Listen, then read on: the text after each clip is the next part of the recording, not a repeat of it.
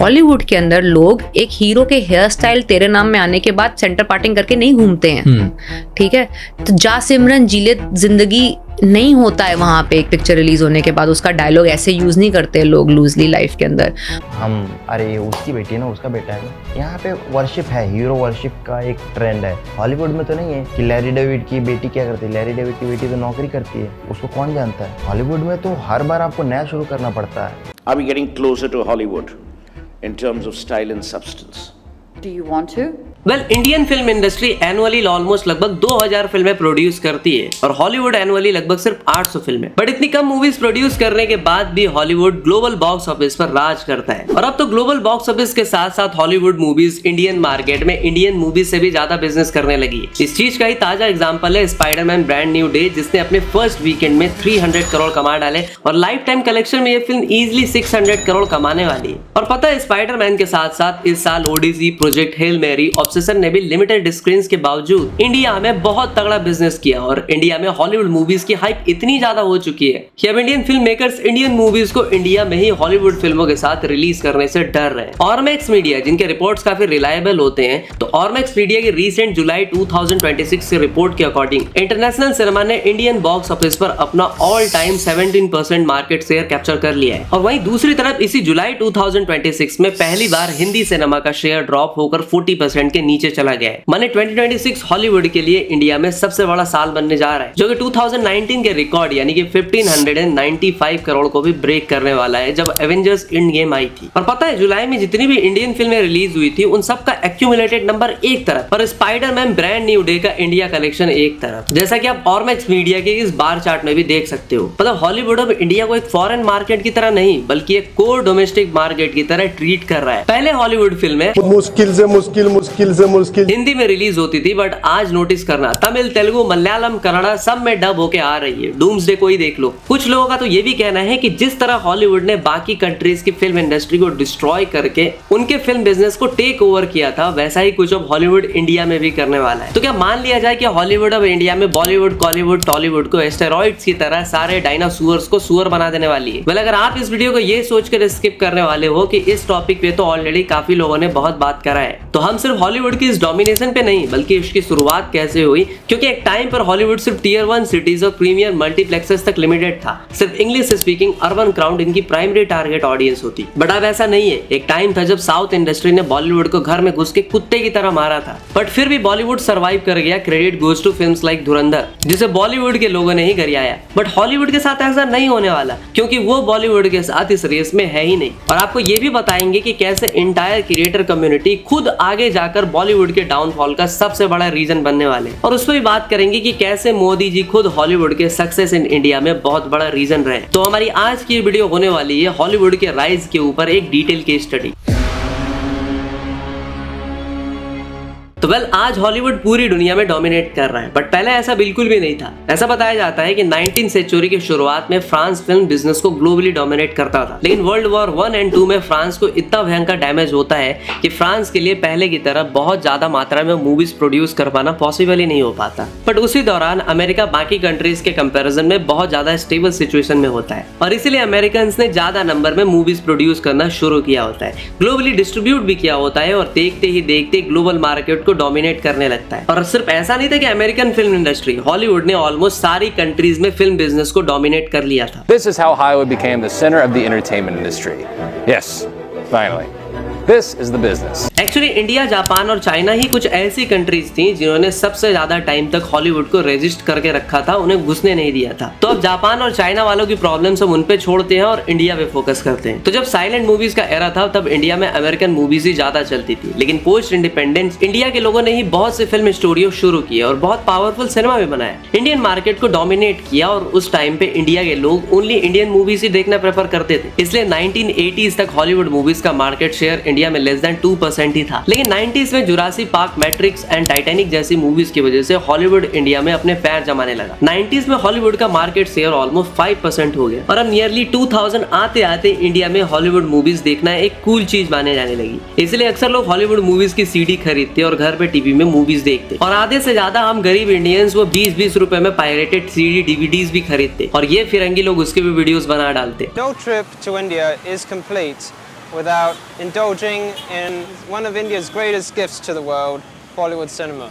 Now, here we can buy all sorts of DVDs, anything from Hollywood movies, Bollywood movies, devotional music CDs, English language DVDs, everything, the whole 9 yards. उस time पे even मेरे एक uncle थे जिनको वो बहुत ही boring समझता था, लेकिन एक दिन मैं उनके घर गया और क्लासिक हॉलीवुड मूवीज की ऑलमोस्ट 250 सीडीज मिली। तब मुझे रियलाइज हुआ कि आज का वो बोरिंग अंकल एक जमाने में कूल लौंडा हुआ करता था। खैर, अगर मुद्दे पे वापस आऊं तो उस टाइम पे हॉलीवुड मूवीज देखना कूल माना जाता था, पर जब बात आती थी थिएटर में मूवी देखने की तो लोग इंडियन मूवीज ही प्रेफर करते थे, और ये चीज हॉलीवुड ने भी नोटिस करा था। उनको लगा था कि शायद हम अपनी मूवी से तो इंडियन मार्केट को टेक ओवर नहीं कर सकते, तो क्यों ना हम खुद इंडियन मूवीज प्रोड्यूस करें, वो भी इंडियन एक्टर्स के साथ। और इसीलिए बहुत बिग हॉलीवुड प्रोडक्शन हाउसेस जैसे कि डिज्नी एंड वार्नर ब्रोस ने इंडिया में अपने ऑफिसेस सेट किए, और फिर इन प्रोडक्शन हाउसेस ने बहुत सी इंडियन मूवीज प्रोड्यूस भी करी। जैसे कि 2007 में डिज्नी ने भंसाली के साथ मिलकर सांवरिया बनाई। इसके अलावा डिज्नी ने YRF के साथ मिलकर 2008 में एक animated film road side Romeo भी बनाई। डिज्नी के अलावा वार्नर ब्रोस, जिसे हॉलीवुड में हैरी पॉटर जैसी आइकॉनिक फ्रेंचाइज को प्रोड्यूस किया, उसने 2009 में अक्षय कुमार के साथ मिलकर चांदनी चौक टू चाइना बनाई, और 2008 में वार्नर ब्रोस ने सास बहू और सेंसेक्स नाम की मूवी भी प्रोड्यूस की। इनके अलावा वार्नर ब्रोस ने फंस गए ओबामा और अतिथि तुम कब आओगे जैसी मूवीज भी बनाई, बट ये सब की सब मूवीज फ्लॉप रही। मतलब सोचो, वार्नर ब्रोस जिसका लोगो देखकर ही लोग डिसाइड कर लेते कि अब तो कुछ सोचना ही नहीं, फिल्म अच्छी होगी, उनकी फिल्मों को इंडिया में कुत्ता भी नहीं पूछ रहा होता है। इन मूवीज के फ्लॉप होने के रीजन की बात करें तो बहुत सारे ट्रेड एनालिस्ट कहते हैं कि हॉलीवुड स्टूडियोज ने अपना पूरा ध्यान मूवी की स्क्रिप्ट से ज्यादा मूवी के मार्केट करने पे लगा दिया होता है, and that's why Hollywood studios failed in India. और इंडिया में फेल होने के बाद वार्नर ब्रोस जैसे स्टूडियोज ने डिसाइड करा होता है कि वो इंडिया में मूवीज प्रोड्यूस नहीं करेंगे, बट इंडिया में हॉलीवुड मूवीज का डिस्ट्रीब्यूशन जारी रखेंगे। वार्नर ब्रोस ने भले ही इंडिया में फिल्म प्रोडक्शन बंद कर दिया हो, लेकिन डिज्नी एंड फॉक्स स्टूडियोज ने इंडिया में स्टिल अपना काम जारी रखा होता है, और आगे जाकर फॉक्स ने SRK और केजो के साथ मिलकर माय नेम इज खान जैसी हिट मूवी भी बनाई होती। तो वहीं डिज्नी ने भी आगे जाके PK एंड दंगल जैसी ब्लॉकबस्टर मूवीज को को प्रोड्यूस करा होता है। इवन सोनी ने भी पास में PQ जैसी हिट मूवीज को बैक करा होता है। इन सब के अलावा हॉलीवुड स्टूडियोज अपनी मार्केटिंग में इंडियन स्टार्स को स्मार्ट तरीके से यूज करती, जैसे कि डेडपुल के लिए रणवीर सिंह या फिर स्पाइडरमैन फ्रेंचाइज के लिए टाइगर श्रॉफ, शुभम गिल जैसे वॉइस कास्टिंग। इस वजह से डायरेक्ट लोकल यूथ सिनेमा से कनेक्ट कर पाता है। केबल को ठोकना है। केबल को तोड़ने के लिए मेरे पास जुगाड़ है, पर आप लाइन तोड़ने के लिए जुगाड़ मत कीजिए। दिमाग लगाइए, बुक माई शो पर जाइए और डेडपूल 2 की टिकट अभी अभी बुक कीजिए। अब देखो, तुम भले ही हिंदी वर्सेस इंग्लिश डबिंग को लेकर डिबेट कर सकते हो कि कौन से बेटर है, वो एक बिल्कुल अलग मुद्दा है, लेकिन भले ही हॉलीवुड के कुछ प्रोडक्शन हाउसेस इंडिया में सक्सेसफुल मूवीज दे रहे थे, बट उन सारी मूवीज में Hollywood production houses main producer ना होकर को प्रोड्यूसर होते, और as a solo producer Hollywood producers के लिए इंडिया में बिग ब्लॉकबस्टर देना अभी भी इम्पॉसिबल था। लेकिन अब हॉलीवुड को इंडिया में पैसा कमाने के लिए इंडियन मूवीज को प्रोड्यूस करने की जरूरत नहीं थी, क्योंकि अब उनकी खुद की मूवीज इंडिया में इंडियन मूवी से ज्यादा पैसा कमा रही थी। और इसका सबसे बड़ा एग्जांपल है स्पाइडरमैन ब्रांड न्यू डे। इस फिल्म ने अपने पहले वीक में ही इंडिया में 400 करोड़ का बिजनेस करके सो कॉल्ड इंडियन सुपरस्टार्स के करियर पे मूव दिया। तो चलिए अब जानते हैं कि जिस इंडिया ने हॉलीवुड को सबसे ज्यादा टाइम तक रजिस्ट करके रखा, वही हॉलीवुड कैसे धीरे धीरे इंडियन बॉक्स ऑफिस को दीमक की तरह खा रहा है। तो एक टाइम था जब हॉलीवुड की इक्का दुक्का मूवीज ही इंडिया में अच्छा परफॉर्म करती थी, लाइक स्पाइडरमैन, अवतार या फिर हैरी पॉटर की मूवीज। लेकिन 2010 के बाद सोशल मीडिया आने की वजह से हॉलीवुड मूवीज की पॉपुलैरिटी और ज्यादा बढ़ने लगी। इंडिया में लोग हॉलीवुड मूवीज को लेके बहुत ज्यादा अवेयर होने लगे। उस टाइम पे सोशल मीडिया तो आ ही चुका था, बट जियो नहीं आया था, इसलिए सोशल मीडिया का एक्सेस बहुत कम लोगों के पास था। लेकिन उसी दौरान मार्वल भी अपने राइज पे था, और 2012 में जब एवेंजर्स आती तो वो फिल्म 50 करोड़ का बिजनेस करके सबको चौंका देती है। और एवेंजर्स के बॉक्स ऑफिस को देख के सबको लगा होता है कि हर साल इंडिया में मार्वल की वजह से हॉलीवुड मूवीज का बिजनेस बहुत ज्यादा ग्रो होगा। होता भी कुछ ऐसा ही है। 2013 में हॉलीवुड ने इंडिया में 525 करोड़ का बिजनेस किया होता है, 2014 में 648 करोड़, 2015 में 917 करोड़, और 2016 में जियो आने के बाद जब सबके पास सोशल मीडिया आ चुका था तो हॉलीवुड को लेके अब हर कोई अवेयर होने लगा था। इसलिए हॉलीवुड ने इंडिया में 1000 करोड़ प्लस से ज्यादा का बिजनेस किया होता है। अब भले इंडिया में हॉलीवुड ग्रो कर रहा होता है, बट स्टिल इंडियन मूवीज के कंपैरिजन कंपैरिजन में इंडिया के अंदर उनका बिजनेस बहुत कम होता है और इसीलिए उस टाइम पे हॉलीवुड का कोई मेजर थ्रेट नहीं होता। लेकिन 2019 में कुछ ऐसा होता है कि इंडियन फिल्म इंडस्ट्री की आत्मा कांप जाती है। 2019 में हॉलीवुड ने इंडिया में 1500 करोड़ से ज्यादा का बिजनेस किया होता है। मतलब जिस हॉलीवुड का मार्केट शेयर इंडिया में एक टाइम पे लेस देन 2% होता है, 2019 में वो 15% पहुंच चुका होता है। और सबसे शॉकिंग बात तो ये होती है कि 2019 में इंडिया के big industries like Tamil, Telugu का मार्केट शेयर 13% होता है। और उस साल इंडिया में सबसे ज्यादा कमाई करने वाली कोई इंडियन फिल्म नहीं होती, बल्कि एक हॉलीवुड फिल्म होती है एवेंजर्स एंड गेम, जिसने इंडिया में 500 करोड़ से भी ज्यादा का बिजनेस किया होता है। अब एंड गेम का बिजनेस देख के कुछ लोगों ने कहा होता है कि हॉलीवुड मूवीज इंडियन मूवीज के लिए थ्रेट बनती जा रही है। वहीं कुछ लोगों ने यह भी कहा होता है कि हॉलीवुड की सारी मूवीज इंडिया में नहीं चलती, बस मार्वल की मूवीज ही चलती है, जिसमें जियो रिवॉल्यूशन का सबसे बड़ा फायदा मार्वल स्टूडियोज को ही मिला होता है। 2012 में द एवेंजर्स ने जहां 50 करोड़ की शुरुआत की होती है, वही 2018-19 आते आते इंटरनेट एक अलग ही फोमो क्रिएट हो चुका होता है। एवेंजर्स की रिलीज से महीनों पहले ही यूट्यूब पर हिंदी में हिडन डिटेल्स, ईस्टर एग्स और एंडिंग एक्सप्लेनेशन वाली वीडियोस वायरल होने लगती। हर यूथ को पता होता है कि थैनोस कौन था और इन्फिनिटी स्टोन्स क्या है। और यूथ तो छोड़ो, मोदी जी खुद एवेंजर्स को प्रमोट करते नजर आए थे। इन दिनों मैंने सुना है कोई एवेंजर फिल्म चल रही है।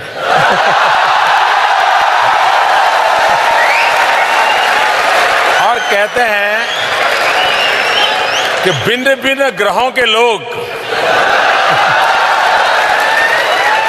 उसमें शामिल होते हैं। लेकिन 2022 में जब इंडियन मूवी सर्कस एंड अवतार द वे ऑफ वाटर एक साथ रिलीज होती है, तो सर्कस का इंडिया में कलेक्शन कुछ 50 करोड़ का होता है। वही अवतार ने इंडिया में ऑलमोस्ट 500 करोड़ का बिजनेस किया होता है। फिर 2023 में ओपेनहाइमर जैसी फिल्म इंडिया में रिलीज होती है, जिसने 150 करोड़ का बिजनेस किया होता है। और उसी टाइम पे बारबी, जो हिंदी में रिलीज भी नहीं होती, उसने भी इंडिया से 45 से 50 करोड़ छाप लिए होते। और अगर इस साल की बात करें तो 2026 में धुरंधर 2 के वेव के टाइम पे ना के बराबर स्क्रीन के साथ रिलीज हुई हेल मेरी ने ऑलमोस्ट 90 करोड़ का बिजनेस किया। इसके अलावा ऑब्सेशन, जिसकी कोई मार्केटिंग भी नहीं हुई, इंडिया में उसने 80 करोड़ छाप ली। और नोलन सर की ओडिसी ने तो इंडिया में 180 करोड़ का बिजनेस कर डाला। मुद्दे की बात यह है कि इंडिया में आजकल सिर्फ मार्वल्स ही नहीं बल्कि हॉलीवुड के भी सारे कंटेंट चलते हैं। अब वो चाहे बिग इवेंट मूवीज हो लाइक ओडिसी या फिर लो बजट मूवीज हो लाइक ऑब्सेशन, जिसने इंडिया में 100 करोड़ ग्रॉस मारा। तो अब इंडिया में हॉलीवुड मूवीज का जो मार्केट है ना, वो इंडियन इंडस्ट्री के मार्केट से भी ज्यादा बड़ा बनता जा रहा है। और स्पाइडरमैन ब्रांड न्यू डे के कलेक्शन इसी चीज का जीता जागता प्रूफ है, क्योंकि स्पाइडरमैन ब्रांड न्यू डे ने इंडिया में पहले ही दिन 73 करोड़ का बिजनेस करके बड़े बड़े सुपरस्टार्स को उनकी औकात दिखा दी। और ऐसा बताया जा रहा है कि ये फिल्म अपने पहले ही वीक में ऑलमोस्ट 400 करोड़ का बिजनेस करने जा रही है। मतलब लाइफ टाइम कलेक्शन आराम से 550 से 600 करोड़ का होगा। मतलब अगर स्पाइडरमैन की मूवी इतना कलेक्शन कर रही है, तो एवेंजर्स डूम्सडे तो सिर्फ इंडिया से ही 1000 करोड़ पेल देगी। और अगर एसआरके ने किंग के रिलीज डेट चेंज नहीं की, तो एवेंजर्स इस किंग को भी उसी किंगडम में पेल देगा। और यहाँ हॉलीवुड दिक्कत सिर्फ एसआरके किंग को नहीं देने वाला, बल्कि अब से हॉलीवुड ऑलमोस्ट हर बिग इंडियन मूवीज के लिए थ्रेट बनने वाला है।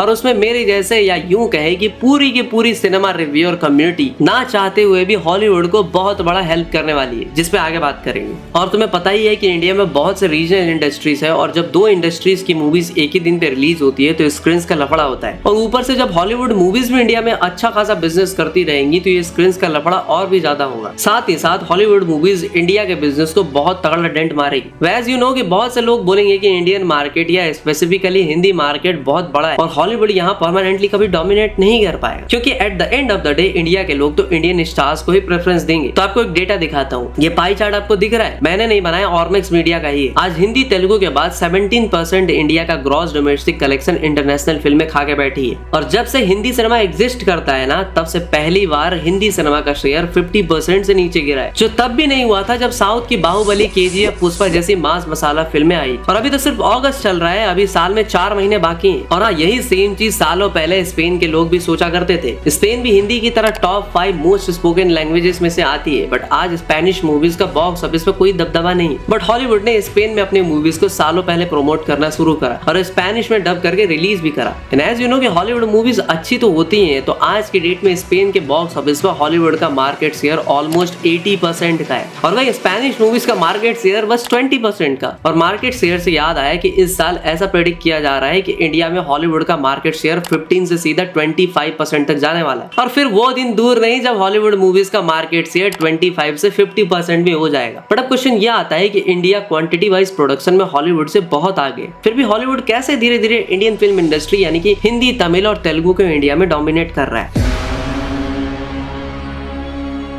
तो देखो, ज्यादा फिल्में प्रोड्यूस करने का मतलब ये नहीं है कि आप डोमिनेट ही करोगे। हाँ, इंडिया ईयरली हॉलीवुड से ज्यादा मूवीज प्रोड्यूस करता है, बट नाइजीरियन फिल्म इंडस्ट्री नॉलीवुड भी हॉलीवुड से ज्यादा मूवीज प्रोड्यूस करती है, और सबसे ज्यादा मूवीज प्रोड्यूस करने के मामले में नाइजीरिया इंडिया के बाद सेकंड नंबर पे है। बट नॉलीवुड के ईयरली हॉलीवुड से ज्यादा मूवीज प्रोड्यूस करने के बाद भी नाइजीरियन बॉक्स ऑफिस पे हॉलीवुड का मार्केट शेयर ऑलमोस्ट 50% का है। बाकी अब अगर इस बारे में थोड़ा डिटेल में बात करें कि हॉलीवुड मूवीज इंडिया में डोमिनेट कैसे कर पा रही है, तो इसका बहुत ही सिंपल सा रीजन है, और वो यही है कि उनकी मूवीज इंडियन मूवी से बेटर होती है। उनकी मूवीज की क्वालिटी इंडियन मूवी से बेटर होती है। जहां इंडिया में आजकल ऑलमोस्ट हर फिल्म ग्रीन स्क्रीन पे शूट होता है, वहीं ये लोग अपनी फिल्मों के लिए कुछ भी करने को तैयार होते हैं। ऊपर से हॉलीवुड मूवीज का सबसे बड़ा एडवांटेज उनकी टिकट प्राइसेस को भी मिलता है। एक आम बॉलीवुड फिल्म की टिकट जहां 250 से 300 में आती है, या मार्वल की किसी भी IMAX 4DX टिकट 700 से 1500 तक बिकते हैं। और ऐसे में आज का Indian viewer normal rom com या फिर फैमिली ड्रामा थिएटर में देखने नहीं जाता, वो OTT का वेट करता है। थिएटर में उन्हें spectacled, VFX, CGI, IMAX 3D वगैरह चाहिए होती है। हॉलीवुड की गॉडजिला वर्सेस कॉन्ग, ओपेनहाइमर या मार्वल एंड DC की फिल्में एक ऐसी विजुअल ट्रीट देती है जिसका स्केल मैच करना इंडियन फिल्म्स के लिए फाइनेंशियली बहुत मुश्किल है। और जैसा मैंने कहा कि हॉलीवुड में प्रोजेक्ट हेल मेरी जैसी साइंस फिक्शन मूवी के लिए भी प्रैक्टिकल सेट्स बनाए गए थे। वहीं रामायण एंड ओडिसी दोनों ही एपिक्स है, बस फर्क ये है कि रामायण को बनाने के लिए ये लोग VFX पे ज्यादा रिलाई कर रहे हैं, वहीं नोलन ओडिसी के लिए रियल लोकेशंस पे शूट करके आए थे। मुद्दे की बात यह है कि हॉलीवुड मूवीज यहाँ की मूवीज से बेटर होती है,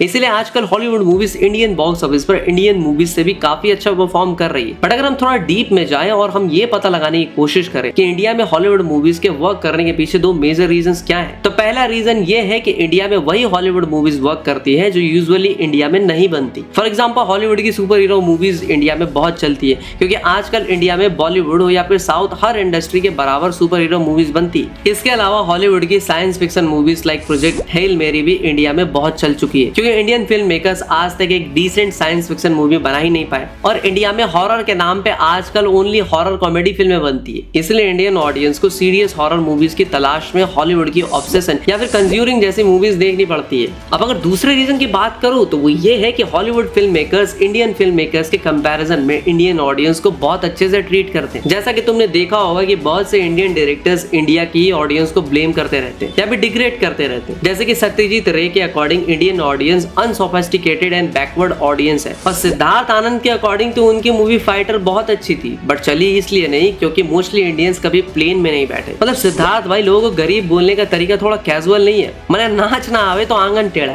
अब देखो, Indian film makers Indian audience को डिग्रेड करते रहते हैं, वही Hollywood film makers like Chris Nolan Indian audience को अप्रिशिएट करते हैं। इंडिया के ऑडियंस मूवीज को लेकर एक्सट्रीमली पैशनेट है and most knowledgeable audience in the world भी है, और इसी से हमें पता लगता है कि Hollywood film makers Indian audience को सीरियसली लेती है, इसलिए इंडियन ऑडियंस भी उनकी फिल्मों को सीरियसली लेती है और थिएटर में देख के आती है, उनको बिग हिट कराती है। और इसमें pop culture and social media and FOMO create करना भी एक बहुत बड़ा रीजन। मेरा मतलब मूवी रिव्यूअर्स कम्युनिटी का बहुत बड़ा हाथ है, और यही चीज हॉलीवुड को साउथ सिनेमा की जगह बॉलीवुड का अनडिफीटेड, इनविंसिबल और सबसे बड़ा दुश्मन भी बनाता है। देखो, साउथ इंडियन सिनेमा ने बॉलीवुड को उन्हीं के गेम यानी कि larger than life hero, mass action और डीप इंडियन इमोशंस में बीट करके चैलेंज किया था। जब दिसंबर में SRK किंग वर्सेस डूम्सडे आएगी, तो इस टाइम पे मैन ऑफ कल्चर वाले यानी कि PJ बादल, मोहित सब पहले डूम्सडे को प्रायोरिटी देंगे, उसके ऊपर दुनिया भर के वीडियोस बनाएंगे, थ्योरीज लेके आएंगे, रिव्यूज होगा, एक पूरा रिकैप ऑफ एवेंजर्स यानी कि अब तक क्या क्या हुआ उस पे बात होगी, कैरेक्टर्स की वीडियोस बनेगी, एंडिंग एक्सप्लेनेशन बनेगा। मतलब तुम सोच नहीं सकते कि सिर्फ डूम्सडे आने से ये लोग एक नया घर खरीद लेंगे या नई गाड़ी ले लेंगे। डूम्सडे का क्रेज ही ऐसा होगा कि SRK के किंग को गधे की लिंग मान के कोई भी नहीं पूछेगा एक्सेप्ट ये झिंगुर। तो ना चाहते हुए मुझे भी डूम्सडे पे ये वीडियोस बनानी पड़ेगी, और ये काम ये मूवी रिव्यूअर्स लोग काफी टाइम से करते आ रहे हैं हॉलीवुड फिल्मों के लिए। तो देखो, हॉलीवुड बॉलीवुड को कंप्लीटली खत्म तो नहीं करेगा, लेकिन हाँ, उसका प्रीमियम मार्केट शेयर जरूर खा जाएगा। जहां पहले बॉलीवुड अकेले 60 से 70% बॉक्स ऑफिस कंट्रोल कर रहा था, आज उसे ऑडियंस के टाइम और वॉलेट दोनों के लिए साउथ एंड हॉलीवुड दोनों से एक बार में फाइट करनी पड़ेगी। और अगर इंडियन फिल्म मेकर्स को अपना डोमेस्टिक मार्केट बचाना है तो इन्हें भी इंडियन ऑडियंस को फॉर ग्रांटेड लेना छोड़ना पड़ेगा, पब्लिक के ओपिनियन और फीडबैक की वैल्यू करनी पड़ेगी। तो गाइस, अब तक हमने हॉलीवुड के इंडियन बॉक्स ऑफिस पे डोमिनेशन को लेके काफी कुछ डिस्कस कर लिया, और वैसे आई डोंट थिंक सो कि कुछ और डिस्कस करने को रह गया, बट अगर फिर भी कोई चीज रह गई है तो कमेंट सेक्शन में जरूर बताना, और हॉलीवुड और इंडियन सिनेमा के कंपैरिजन को लेके तुम्हारे क्या ओपिनियन है वो भी बताना। एंड मोस्ट इंपॉर्टेंट, अगर तुम्हें हॉलीवुड के ग्लोबल डोमिनेशन पे एक डिटेल वीडियो चाहिए तो वो भी बताना। तो इस वीडियो के लेकर अगर भारी डिमांड हम देखेंगे तो उसकी सप्लाई करने की जिम्मेदारी मैं लेता हूँ। और हाँ, ऐसी केस स्टडीज बनाने के बाद मुझे अक्सर मोची के पास जाना पड़ता है सिलवाने के लिए। तो यार, ये कंटेंट पसंद आया हो तो प्रॉमिस करता हूँ कि आगे वाली इससे भी बेटर सामान लेके आऊंगा, तो सब्सक्राइब जरूर से करके जाना। लेटर भाई मिलता है आपसे अगली वीडियो में, तब तक के लिए हर हर महादेव।